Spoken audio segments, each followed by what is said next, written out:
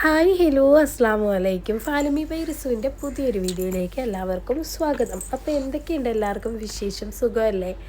എൻ്റെ ഈ ചാനൽ ആദ്യമായിട്ട് കാണുന്നവരാണെങ്കിൽ ഒന്ന് ലൈക്ക് ചെയ്യാനും സബ് ചെയ്യാനും മറന്നു പോകല്ലോ കേട്ടോ.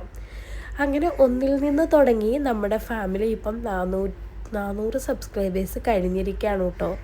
എത്രയും പെട്ടെന്ന് 1K അടിക്കട്ടെ എന്ന് പ്രാർത്ഥിക്കുന്നു.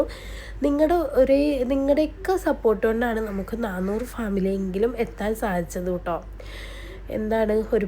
ഒരുപാട് സന്തോഷം. അപ്പോൾ എന്നെ സപ്പോർട്ട് ചെയ്ത എല്ലാവർക്കും ആദ്യം തന്നെ നന്ദി പറയുകയാണേ.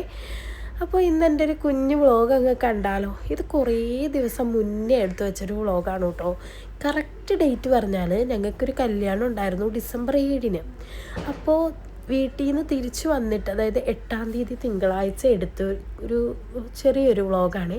ഞാൻ എന്നും വിചാരിക്കും ഡെയിലി ലോങ് വീഡിയോ ഇടണം എന്നൊക്കെ. പക്ഷേ കണ്ടൻറ്റിൻ്റെ ദാരിദ്ര്യമാണ്.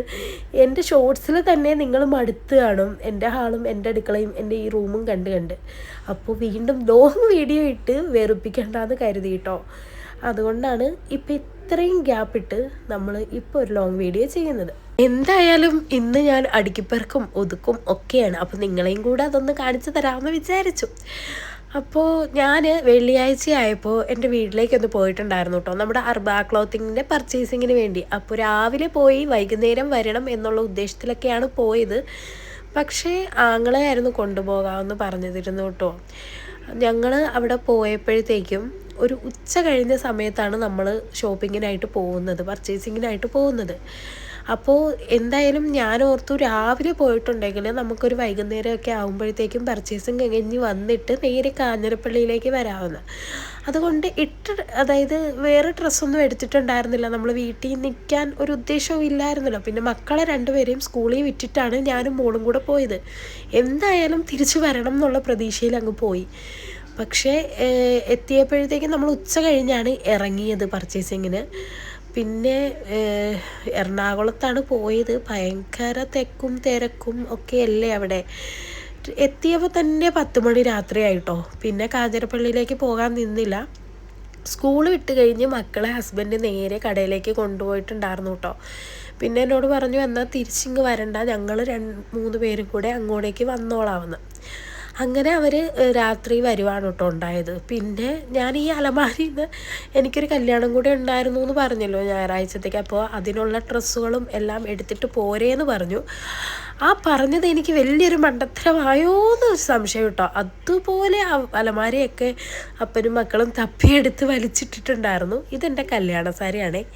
12 വർഷം പഴക്കമായതേ ഉള്ളൂ കേട്ടോ. എനിക്ക് എൻ്റെ സാരി വലിയ ഇഷ്ടമില്ല. കാരണം ഒരുപാട് ഹെവി ആയിട്ട് എനിക്ക് തോന്നിയിട്ടുണ്ട് കേട്ടോ. അപ്പോൾ നിങ്ങൾ വിചാരിക്കും കല്യാണ സാരിയൊക്കെ സ്വന്തം ഇഷ്ടപ്രകാരം പോയി എടുക്കുന്നതല്ലേന്ന്. അങ്ങനെയല്ല, ചോയ്സ് അല്ലേന്ന്. പക്ഷെ ഞാൻ എൻ്റെ കല്യാണ സാരി എടുക്കാൻ പോയിട്ടുണ്ടായിരുന്നില്ല കേട്ടോ. എന്താണെന്നറിയില്ല. അന്ന് അവർ വിളിച്ചു. ഞാൻ പറഞ്ഞു നിങ്ങളുടെ ഇഷ്ടത്തിന് അങ്ങ് എടുത്തോന്ന്.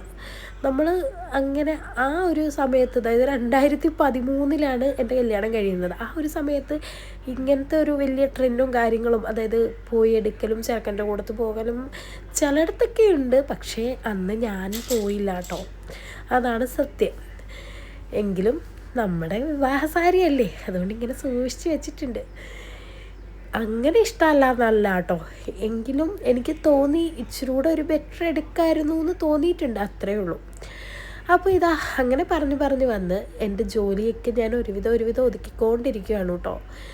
അലമാര ഫുള്ള് അടുക്കി പിറക്കി വെച്ചിട്ടുണ്ട്.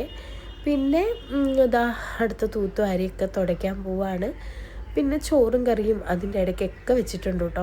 അപ്പോൾ ഇന്നത്തെ വീഡിയോ ഇത്രയൊക്കെ ഉള്ളൂ കേട്ടോ. ഇഷ്ടമായി കഴിഞ്ഞാൽ ലൈക്ക് ചെയ്യാനും ഷെയർ ചെയ്യാനും സബ് ചെയ്യാനും ഒന്നും മറന്നു പോയല്ലേ. അപ്പോൾ പുതിയൊരു വീഡിയോ ആയിട്ട് കാണാം. ടാറ്റ.